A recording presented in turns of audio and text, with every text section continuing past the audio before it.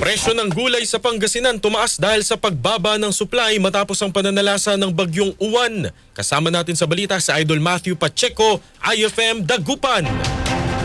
2 linggo matapos ang pananalasa ng bagyong Uwan, ramdam sa mga pamilyan sa Pangasinan ang pagtaas ng presyo ng gulay dahil sa pagbaba ng supply pareho sa highland at lowland vegetables. Ayon kay Sinag Chairman Engineer Rosendo So, maraming taniman ang nasira kaya kapos ang ani at tumaas ang presyo sa merkado. Problematic tayo dahil yung bagyo talaga tinamaan yung area ng vegetable, medyo apektado. Yung sa alay naman, buti na lang 90% na-harvest na yung Napanatili namang sapat ang supply ng karne ng baboy at manok habang ang presyo ng bangus na bumaba agad pagkatapos ng bagyo ay muli namang tumaas dahil sa pinsala sa mga fishman at pagbaba ng lokal na produksyon. Hindi rin gaanong naapektuhan ang sektor ng palay dahil nasa 90% na ng kabuang taniman ang na-harvest bago tumama ang bagyo. Gayunman, binigyang diin ni So na patuloy na suliranin ang pagkaantala sa distribusyon ng pataba sa Rehiyon 1. Ilang fertilizer na dapat umunong na ipamahagi noong pang-Hunyo ay hindi pa rin natatanggap ng mga benepisyaryo kahit nakalaan ng pondo mula sa Department of Agriculture. Umaasa naman ang mga magsasaka na agad ma-resolve ang issue upang hindi maantala ang kanilang operasyon at makatulong sa pagbangon ng agrikultura sa lalawigan ng Pangasinan. Kasama mula rito sa IFM Dagupan, ako si Idol Matthew